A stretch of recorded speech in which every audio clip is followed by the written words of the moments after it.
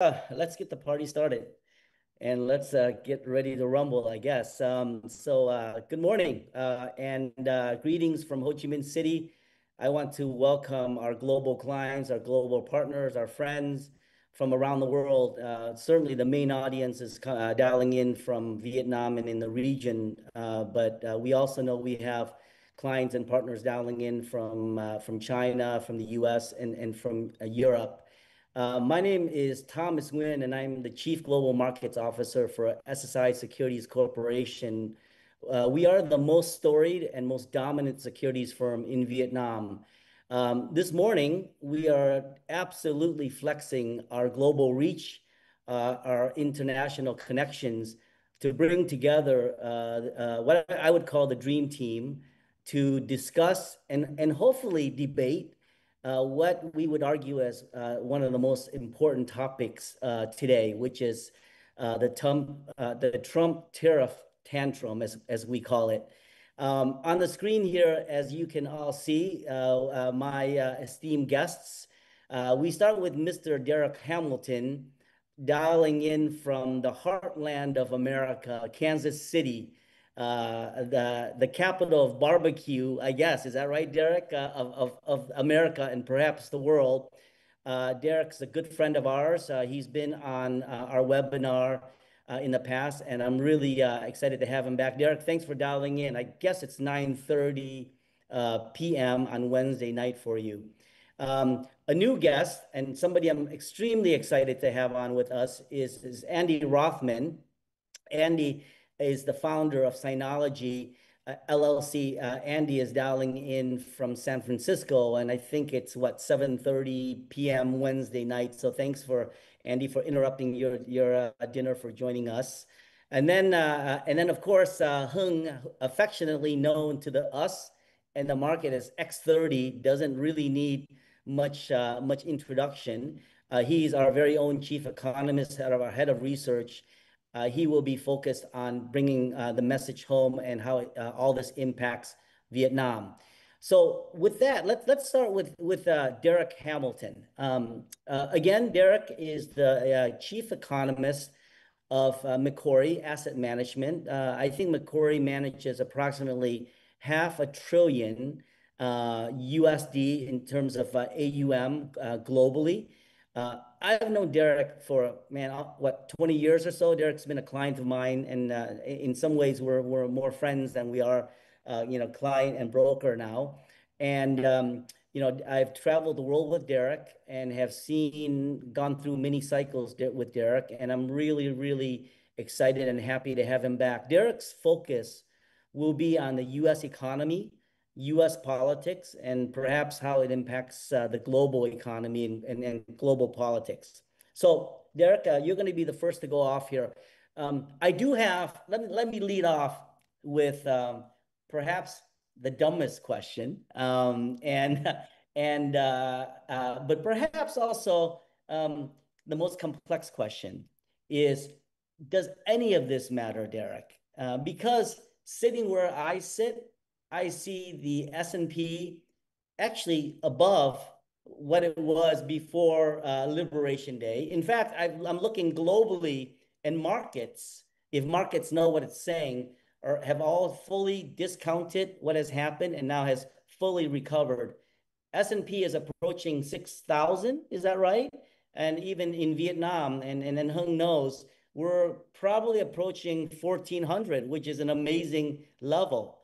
So the question I have, Derek, before you have your opening comments, is does any of this matter? Is this noise? Is this just Trump being Trump? Or are there some real fundamental things we have to think about? With that, I hand it over to you, Derek. Yeah, thanks, Tom. Happy to be here. And I think we can say that Trump is always Trump, right? So we'll just get that out of the way. But I do think that this is more than just noise. I think there are some short and long-term implications for the U.S. and global economy that we're going to discuss here. So it's very obvious that government policy is driving everything in the U.S. right now. There are a number of issues that we're dealing with.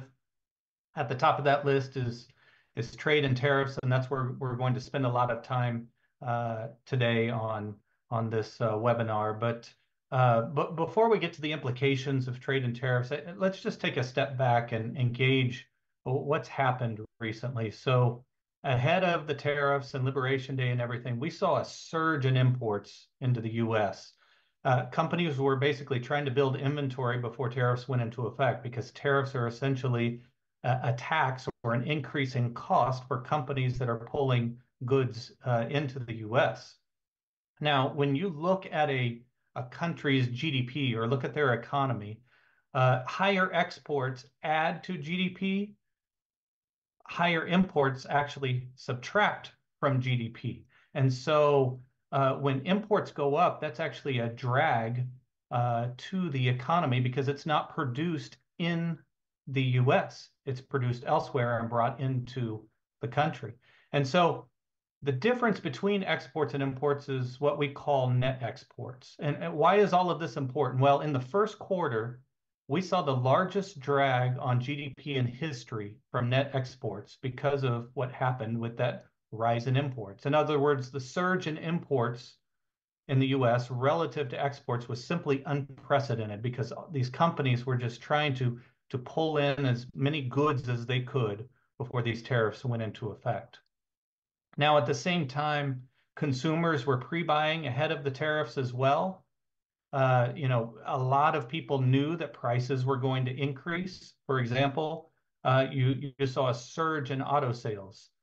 People said, oh, auto prices are going to go up. I'm going to buy that big ticket item ahead of time and get ahead of price increases before those tariffs kick in. So all of this played into a lot of moving parts at the first part of the year. Now, this all should be reversing as we speak. Imports should fall back to more normal levels, I think. Consumer spending should slow down.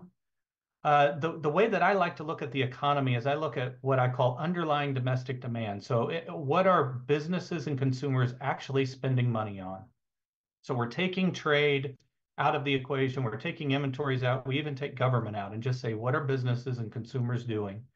And I feel like that underlying domestic demand is going to slow throughout this year because of tariffs. So I expect the economy to weaken as we go throughout this year. So that's tariffs. Another thing that's going on is the tax bill. So during the first Derek, Trump, Derek, yeah, if you don't mind me interrupting here, no, that please. that pre-buying dynamic is Mhm. is sort of front loading short term. I mean, I'm assuming some smart person sitting in the Trump administration knows that. Is that right? And understand the pre-buying impact, and that it's temporary and it's going to moderate, like you're saying, or will they use those? Will they use the optics of that to leverage whatever mission they have in terms of tariffs or any other issues that they're trying to address? Look, politics is always optics, right? In the first quarter, when we got the GDP number, the actual GDP number was quite weak. But that underlying domestic demand number that I was talking about was strong. And so the administration pointed to that underlying domestic demand number. The second quarter GDP number is actually looking better, but that domestic demand number seems to be slowing. And I bet you that they will point to the GDP number, not the domestic demand number this time. So I think it's always optics. But they will use any numbers that they can to push the narrative that they're trying to push in regards to trade and tariffs. There's no doubt about that. Got it. Thank you.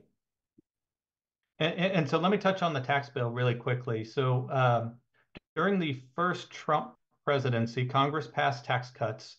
A lot of these tax cuts were temporary, so most of those are set to expire at the end of this year. Congress is trying to extend those tax cuts.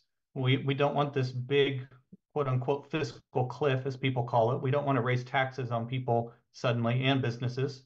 So Congress is trying to extend those, but they're also trying to add additional tax cuts for both consumers and businesses. And so that's a big push that's going through the US Congress right now. Along with those tax cuts, there are some spending cuts that they're trying to put through in a few areas. But if you add it all together, if this does get through Congress, it should add up to a net stimulus over the next few years. So a boost to the economy, and that peak stimulus, as I would call it, would hit in 2026. So you put all that together, what does it mean for the U.S. economy? Well, I think in the short term, we see weakness as the economy slows and tries to absorb the tariffs, absorb the price increases that will filter through, absorb lower margins as companies aren't able to pass through all of those prices, so they have to take the hit on margins.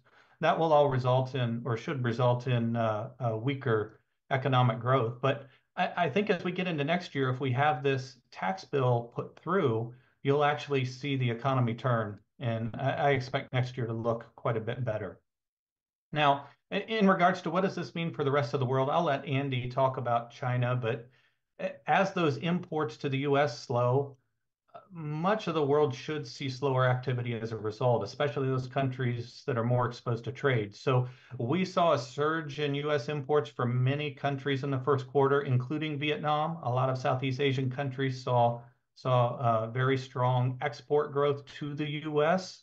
And I think we probably see some payback there as those exports to the US start to slow. So that's probably enough for now. Tom, let me turn it back to you.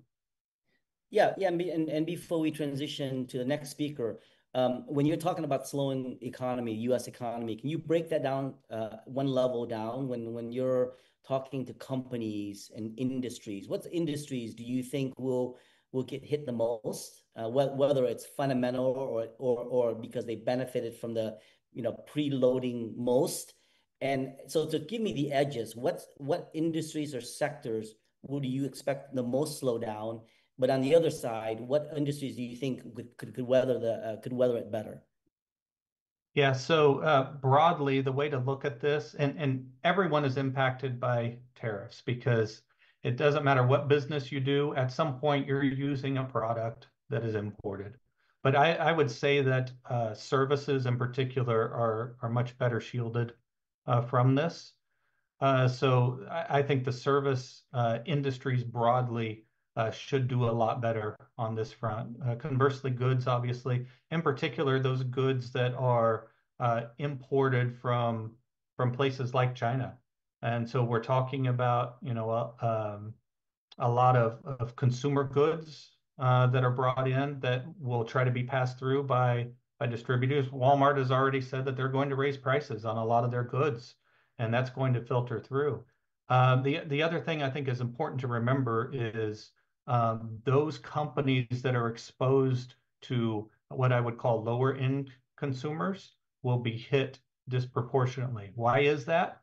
If you think about what happens when prices go up, when you have inflation, it usually hits the low income earners much harder than the high income earners. And so when we have companies putting through these price increases because of tariffs, that should result in the low end doing worse than the high end. So I think we also need to look at it in terms of who these companies are exposed to, in addition to what goods are they importing. Great, thank you. Actually, I lied to you. I have another question, and it's probably not in your wheelhouse. Maybe it is, but all the noise around visas. Sitting here in Vietnam and having worked, with China and understanding how important it is for the next generation in Vietnam or in China to get the best education globally, and a lot of that, resides in the U.S. And so sitting here and hearing about all this noise about visas for students and so on, do you have a view on that? Like how, why, and all this, Derek? How do you look Yeah. at that noise? Yeah, and I'm sure Andy will have some comments on this as well, given his focus on China. But I think about this in terms of, well, I would say twofold. The first one is there is a broad view in the U.S. administration that immigration needs to come down, right? And we had a surge in immigration under the previous administration. A lot of those migrants that came into the U.S. were not legal, quote unquote, and that has caused a lot of of angst amongst many people in the US. And so when President Trump ran for office, that was an issue that he focused on. And so they are very keen and aware that they need to deliver and bring down immigration. So I think, first of all, that's the overarching issue. The second issue, though, that needs to be discussed is in regards to um, the U.S. and how they're viewing China at this point. And I think that a lot of that focus is on are we comfortable with training individuals in China that go back with exceptional skills and can build the next greatest company? And so I think that's a less publicized issue, but something that I would think, are definitely thinking about. Great. Thank you. Thank you. And I think that's a great segue to our next speaker, Mr. Andy Rothman. In terms of just introducing, Andy is just famous, frankly, for our audience. And when Andy, the funny thing is when I looked at your background and your bio, I'm like 40 years of experience. He can't be that old. Is that right? 40 years of experience. But Andy spent 20 years in China. I've known Andy now, again, almost 20 years, almost my whole career, mainly as a client. But even prior to that, Andy was really the voice about China, of China, for a very famous firm called CLSA. And I have incredible respect for Andy. And now Andy actually has recently launched his own firm, Sinology LLC, and their mission is to help corporations and clients around the world understand U.S.-China relationship and how, frankly, to invest and to do business within that context. Andy, it's a privilege to have you here. Thank you for giving us your time. I know that you recently traveled through China, so you probably have also a fresh perspective. But let me begin with the exact same question. Does any of this matter, Andy? Because the one thing I've learned from having worked with China and with, in my previous positions is one of my favorite sayings is China, you think you know, but you've no idea. Because it's such a complex country, culture, and they seem to always be looking at things that Westerners don't look at. So, Andy, help us.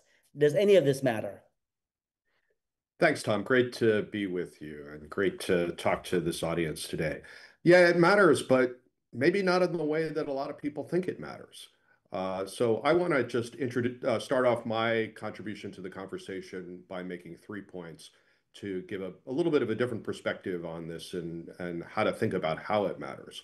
So I'm going to talk about the Chinese perspective. How does Xi Jinping think about this? Because we normally just focus on what Donald Trump is doing. I want to talk about the Vietnam angle of the US-China talks. And then I want to talk finally about how I think Donald Trump is going to make China great again. So let's start with the first part. How does Xi Jinping think about dealing with Donald Trump? If he gets on the phone with Donald Trump tomorrow, because Trump has been saying he's going to set up a phone call. And my contacts in Washington are telling me that unlike the previous times when Trump has said he's going to talk to Xi Jinping any day now, the State Department is actually talking to the Chinese government about trying to get a call on. They don't know if it's going to happen. So I think Xi Jinping, when he gets on the phone, is going to say, Donald, you don't realize how many cards I have here. And my cards are way better than yours. Derek just talked about the impact on inflation of tariffs because Donald, you got to understand by now that American companies and American consumers actually pay most of these tariffs, not foreigners and not foreign governments.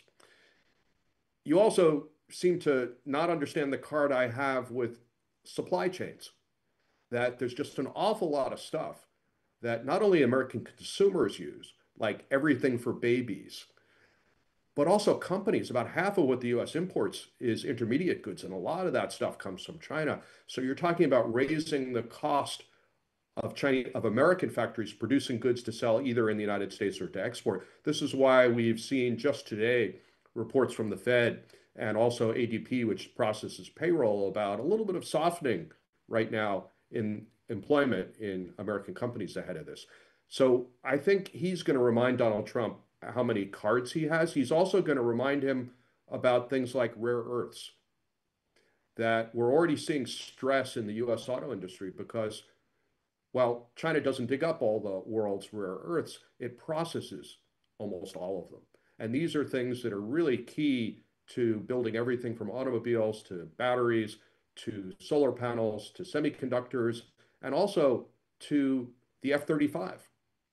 And there is no immediate alternative from China to this. So I think this is why Donald Trump blinked in May. Andy, if I can interrupt, because I apologize, but does this conversation would be interesting because I'm trying to figure out, doesn't Donald Trump know that his cards aren't as great as President Xi's cards?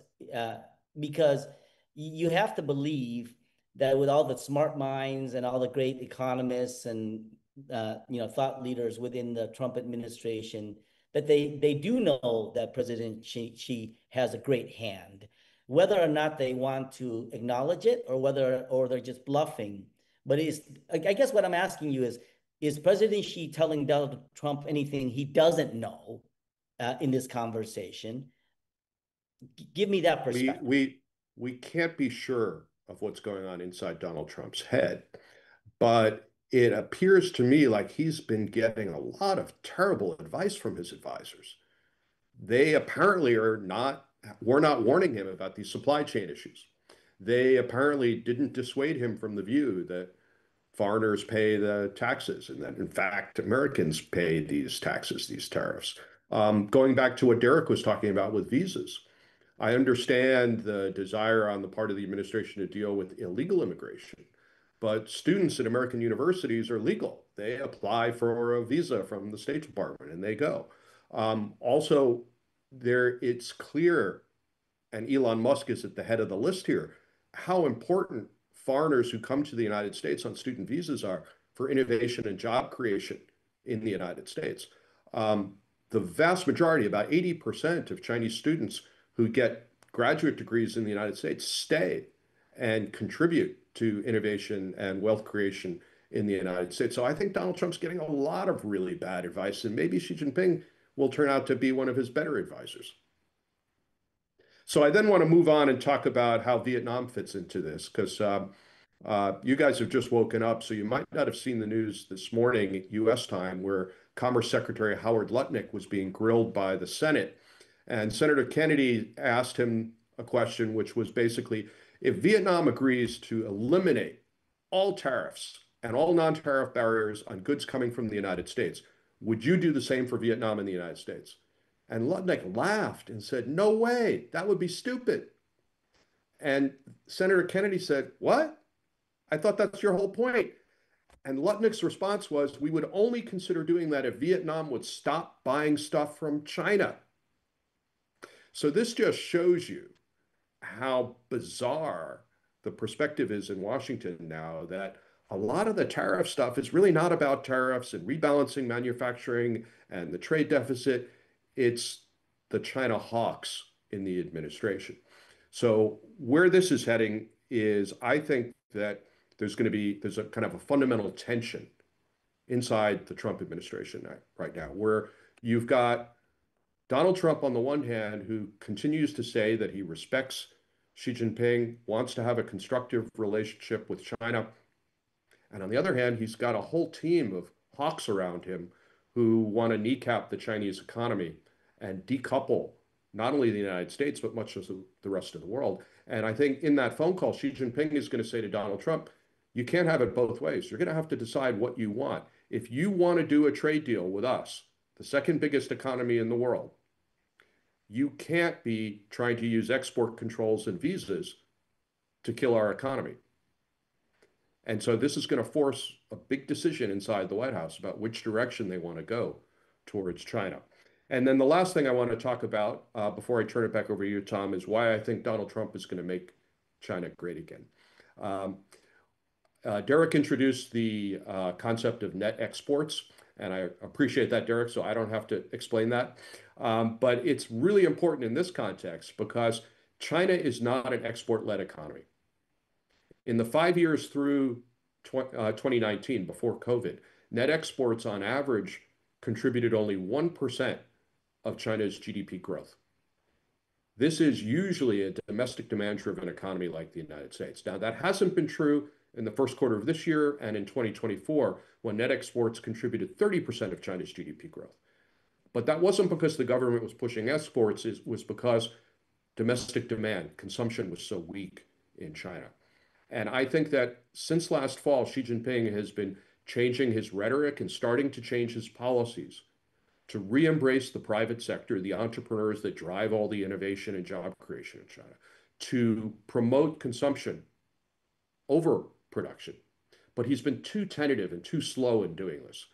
But now he's got this pressure from Donald Trump, which is making it clear that the next phase of China's growth can't depend on foreign consumers. It has to depend on 1.4 billion Chinese consumers buying EVs, using AI.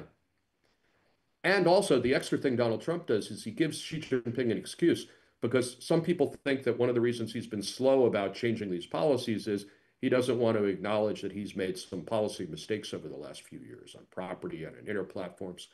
And now he doesn't have to do that. He can just say, hey, I'm making changes to respond to Donald Trump. So I think over the coming quarters, we're going to see these policy changes, which is Trump making China great again and great for investors as well. Great. Well, I want to get back to that scenario that you talked about with Lutnick's questioning. What you say about it being bizarre, sitting in my seat, Andy, I see it as fragmentation. And what I mean by this is that it's very hard to get a bead on what the Trump administration is really thinking, because if you think about the list of people from Scott Bessent to Lutnick to Navarro to even Musk, they're constantly saying different things. So from an outsider's view, Andy, and maybe I throw this at Derek too, I don't know who to take seriously. If Lutnick says this, and Scott Bessent was a client of mine who I highly respect and seems much more balanced because he's a markets guy. Is that right? Maybe if Bessent was asked that question, he might answer it differently. So Andy, help me understand. Is it really bizarre or is it fragmentation? And if it is indeed fragmentation, who should we listen to? Does that make sense? Yeah, I think it does. And I think it's a combination of bizarre and fragmentation. Bizarre in the sense that typically the leadership of the US government in Washington is much more coordinated like this and makes a greater effort to speak with one voice. That's not happening in this administration. That could be because they've just failed to coordinate. It could be because the president likes having this kind of conflict and tension out there. But I think it's important to listen to all these voices because we don't know who's going to come out on top. And it does give us a sense of the dynamic within the administration. But we also have to remember Donald Trump is going to make the final decision at the end of this. I think the fragmentation is visible with the visa, for example, which I know are important to a lot of your listeners.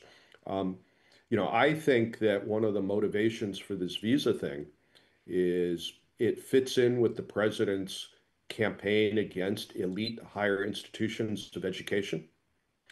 And also, I think probably Marco Rubio is pushing this because this is a way for him to become relevant again.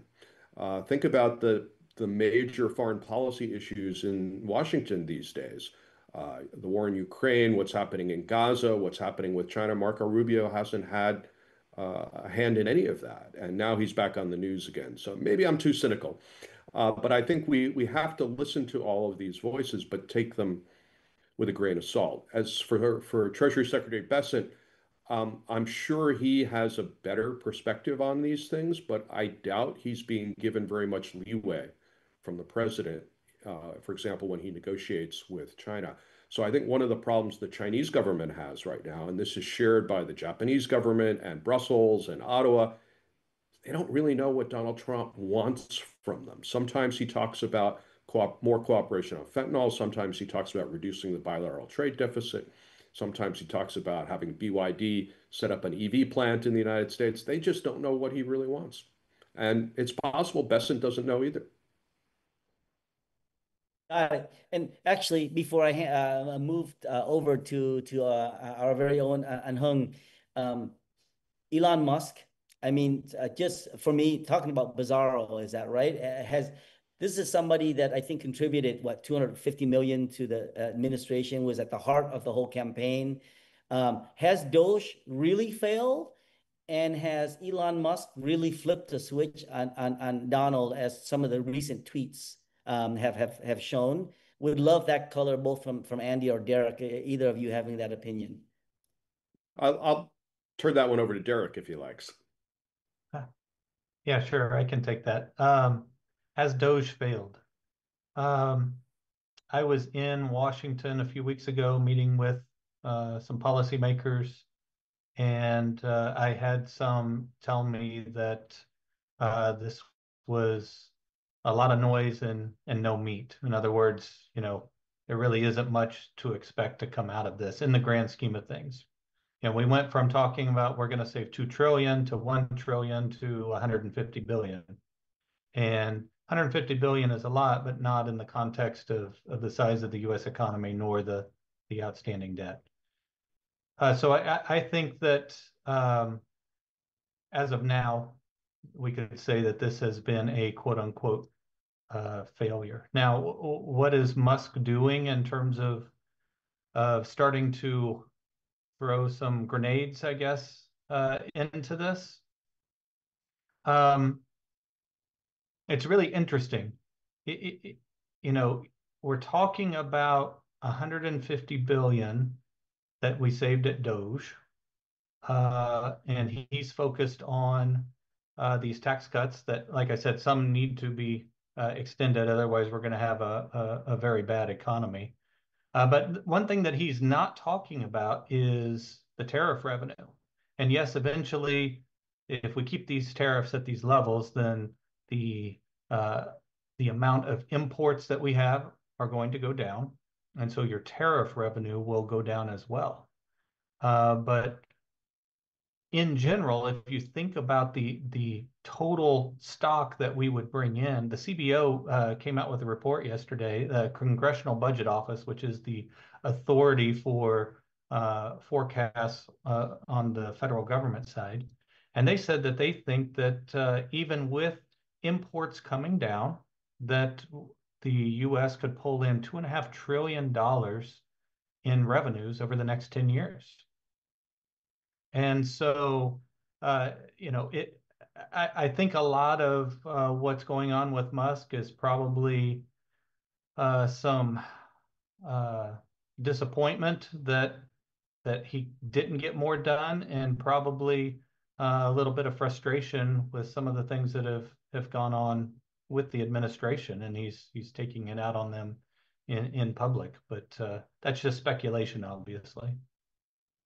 Got it. Thank you, guys. And Helen, sorry, I do have one more question for Andy before we go to the main event, which is how this all impacts Vietnam.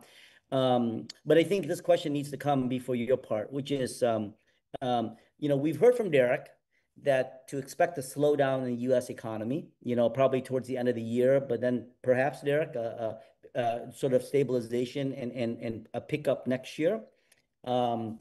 Andy, you're implying that Trump can make China great again. Could you just spend a little bit more time talking about how you look at the shape of the economy of China, so that when Anh speaks, he can feed his comments and thoughts into essentially the two largest economies in the world and how Vietnam fits into that.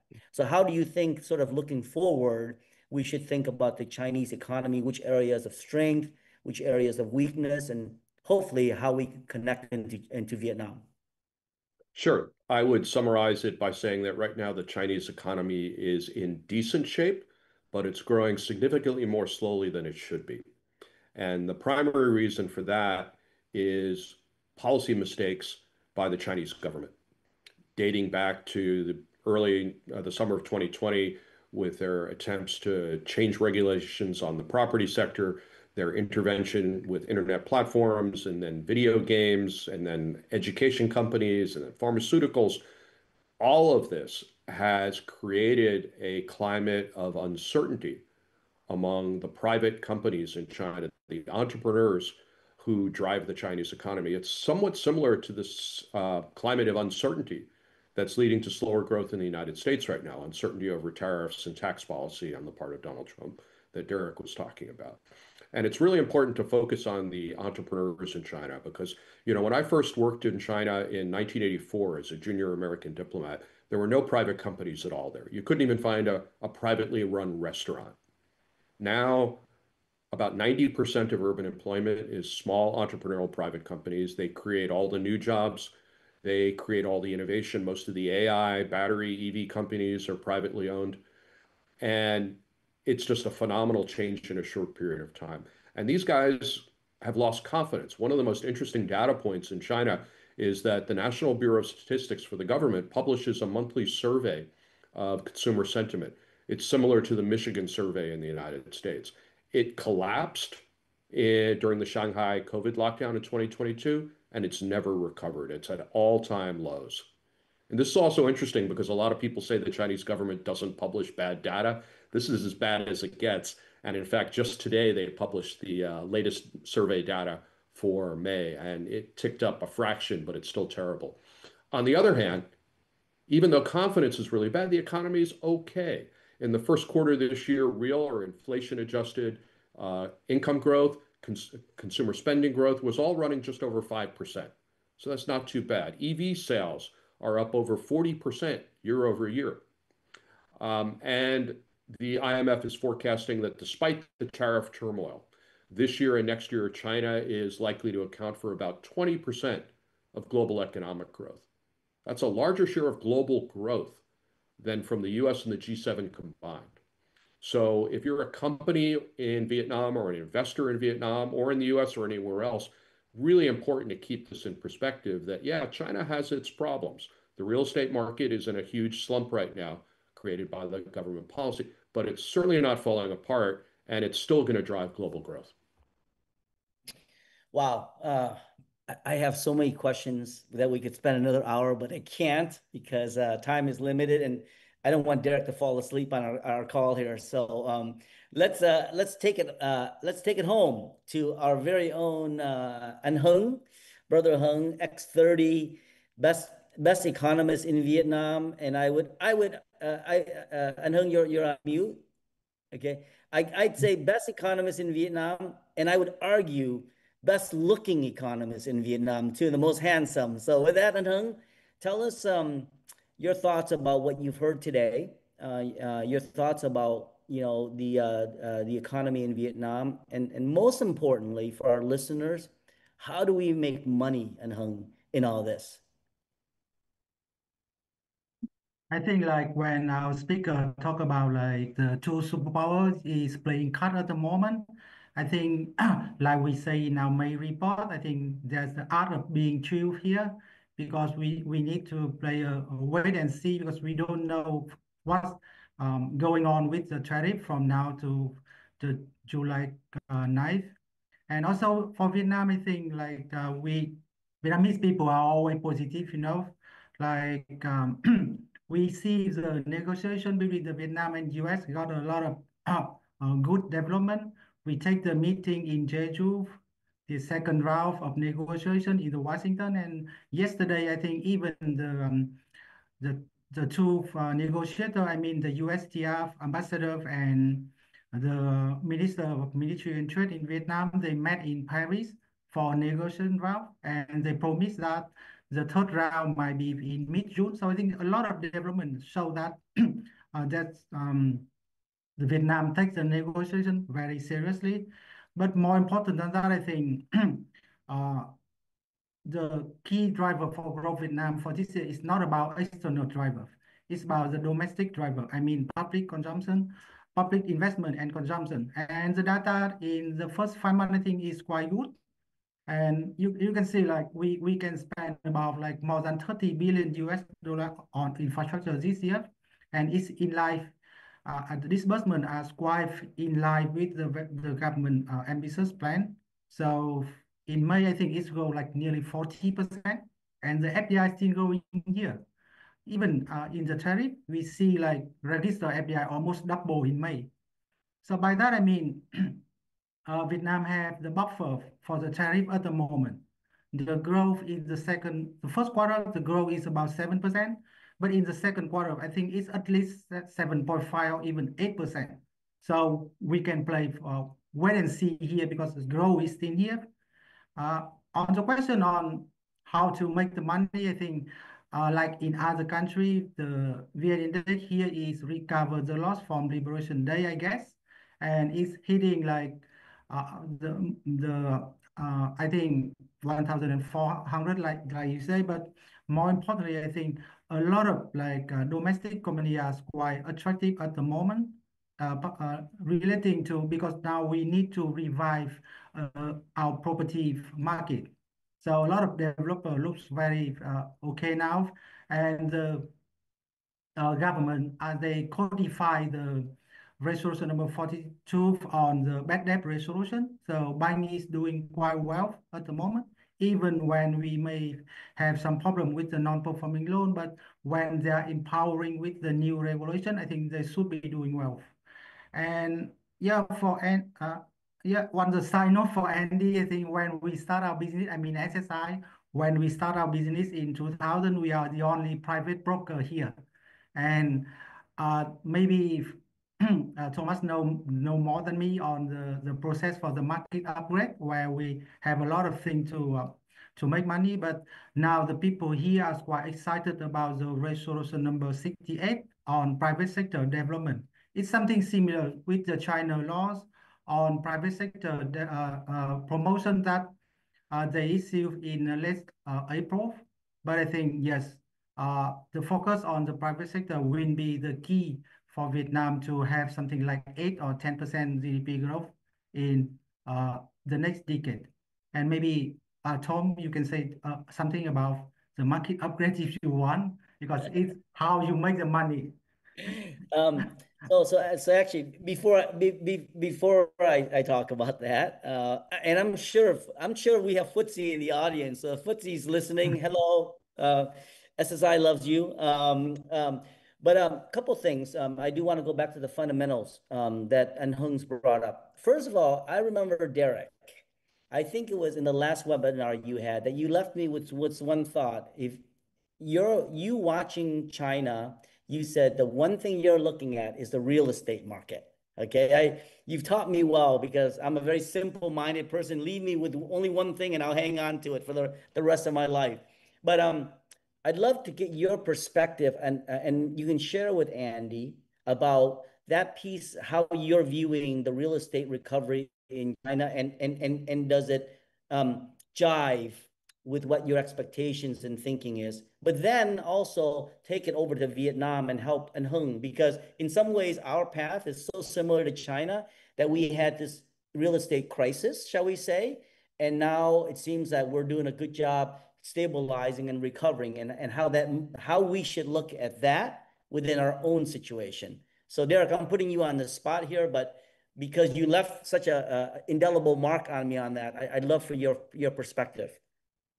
Well, it's interesting that you asked me this question because I feel like Andy should be teaching me about this and not me commenting on this. But okay, so the reason that I said that you need to watch the real estate market is simply because of the importance of real estate in terms of net worth of the average household in China.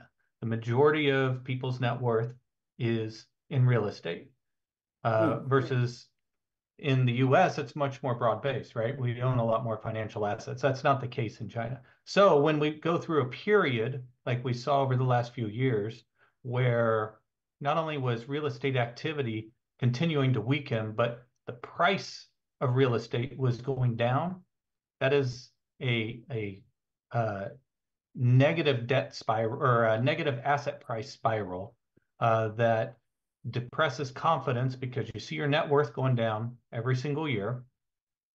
Do I want to spend more money if I'm worth less this year than I was last year? No, I don't, right? And so I thought it was very important for them to focus on the real estate market to stabilize that downward spiral, which would allow household balance sheets to heal. And as Andy said, I mean, consumer confidence has just been decimated over the last 3 years. That would help start the process of consumers feeling more confident, in my opinion. Now, what does it mean for Vietnam? The thing, and Andy, I'd love for you to chime in on this, but one thing that China, I feel like, got in the habit of doing, and it was a very poor habit, is whenever there was a slowdown, they said, we need to spend more money. And the way we're going to spend more money is we're going to increase investment. We're not going to focus on the consumer. We're going to increase investment, which means we're going to do infrastructure and we're going to do property. And we're going to build as much as we can. And so we've had several of these property bubbles, I'll call them, where they built too much inventory and they had to figure out how to absorb that.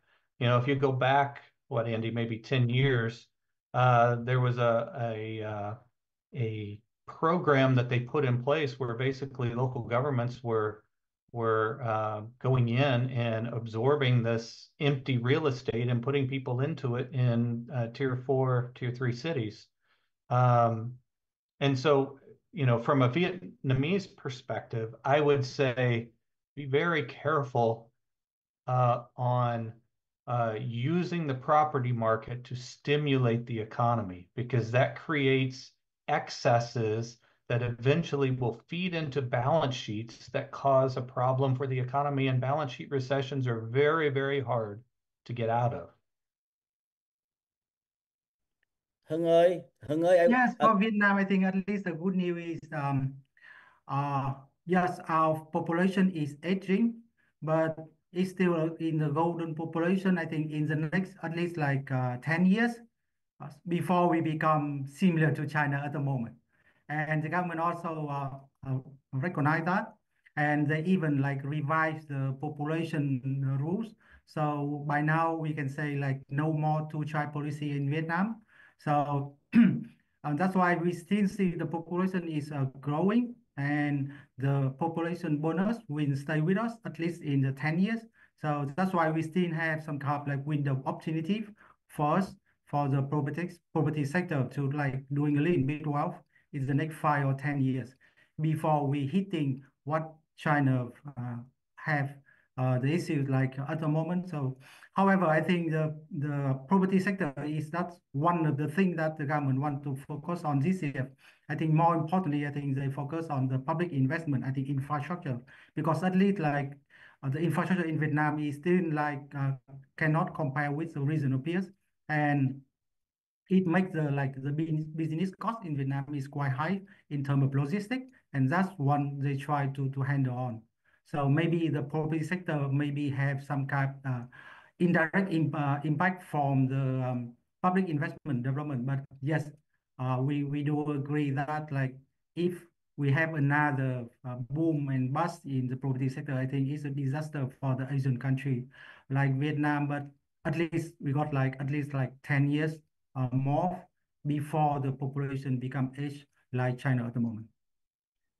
Yeah, Derek. I think the Vietnamese were very unhappy when I moved back because I took the average age up significantly. So I have to apologize to the audience for that. But Hung, I do want to ask a question. Is that the point that Derek made about household wealth being, being significantly wrapped around real estate?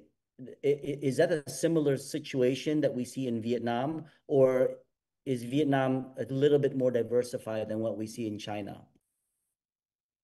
I think yes. I think like in other countries, the Asian country, I think the wealth effect is very big in terms of consumption.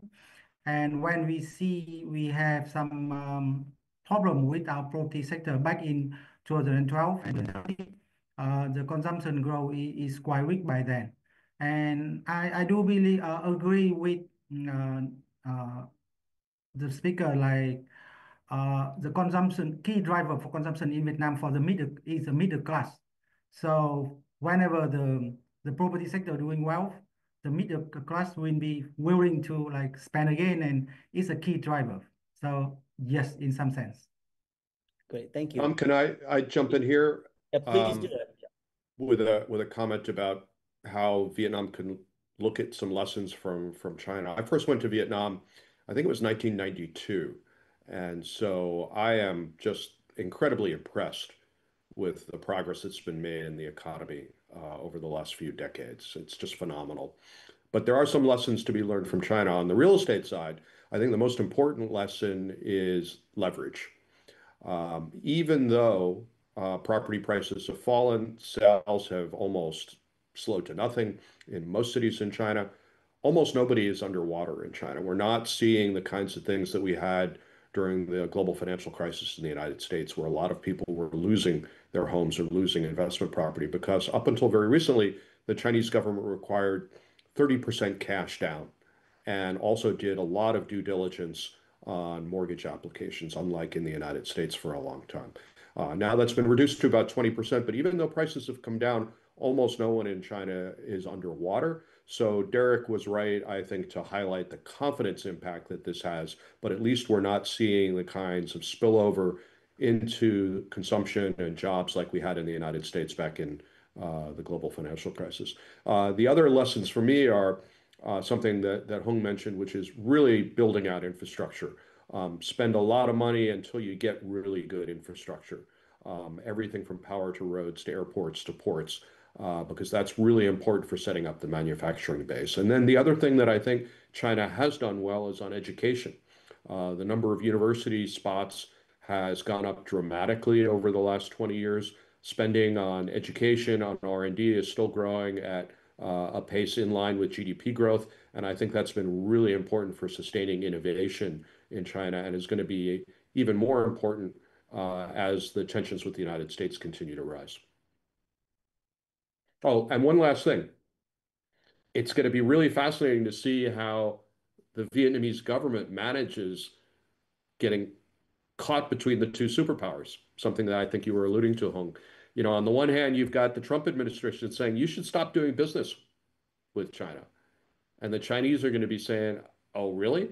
If you listen to the United States, and they've already been yelling at the Brits over this, you know, are we going to want to still do business with you? So the Washington is putting most governments around the world, from Singapore to Ottawa to London and now to Hanoi, in a difficult position. They're basically asking people to choose sides with the United States or with China. And let's also remember that most of these countries do more business with China than they do with the US.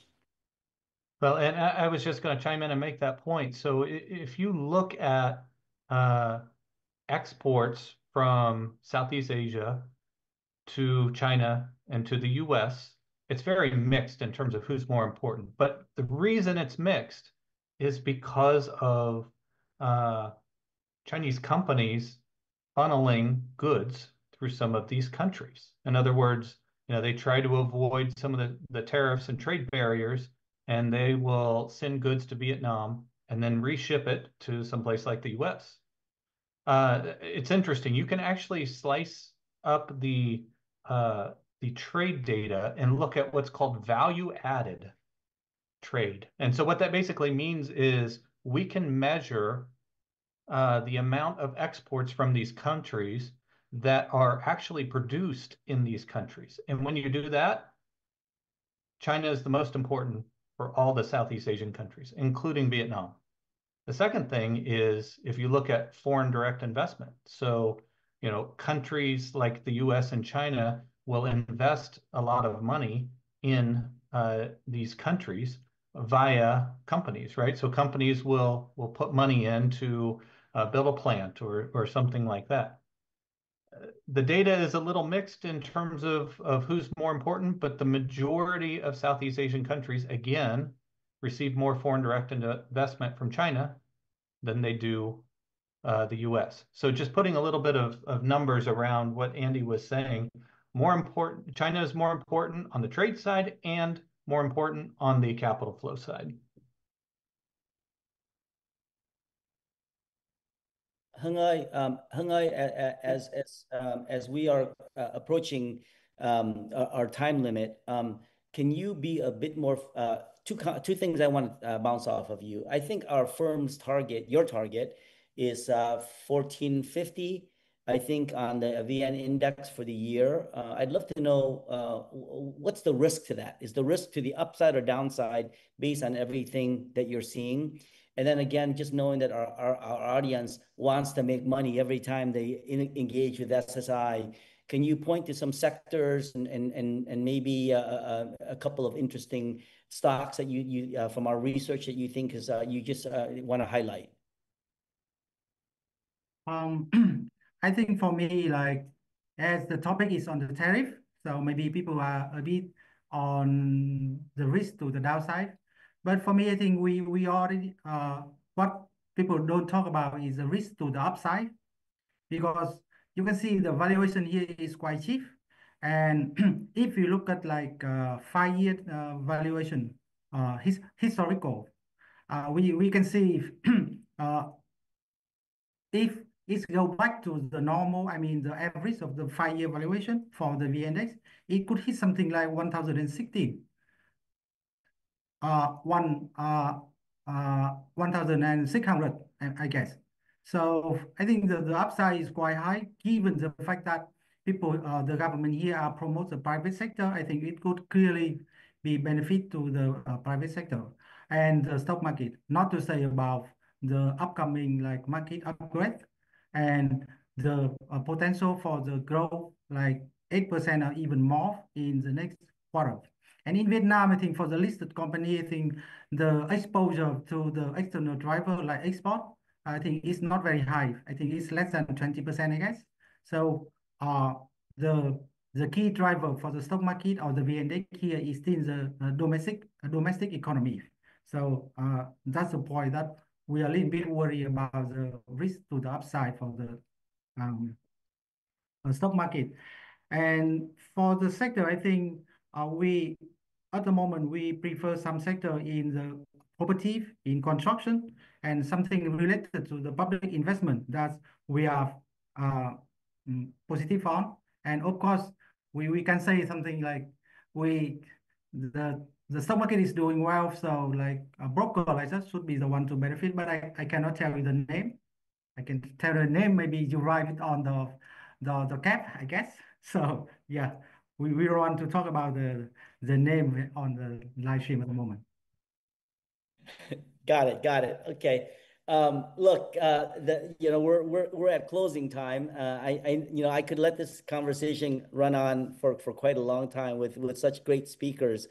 But I know that Derek Hamilton has to go to sleep. I know that Andy has to have dinner. I need to catch a flight to Hanoi to meet up with Anh Hưng.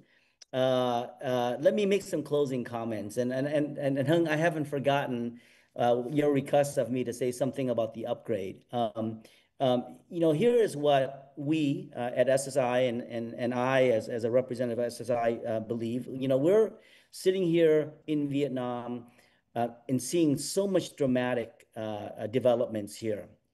And frankly, we have a lot of external factors to thank for that. A lot of it is some things that we've talked about today. And frankly, also the FTSE process. FTSE has really helped our country have a framework of things to look at to help us focus and prioritize things that helps to develop the market.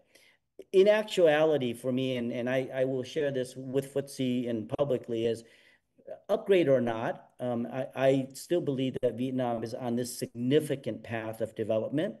And sooner rather than sooner, I think our markets is going to look, feel, smell, taste like an emerging market, whether or not FTSE makes that decision this fall or not.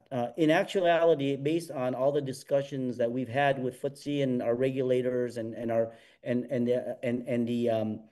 ecosystem, Vietnam has accomplished quite a bit in terms of the framework of what FTSE has helped us understand, and it's ultimately the decision of theirs and the ecosystem to make that technical decision by the end of this year. I know that the consensus and the House view is that we will have an upgrade by the end of this year, after the September meeting. In fact, one of the great market participants in Vietnam today released a note saying, that they also believe that.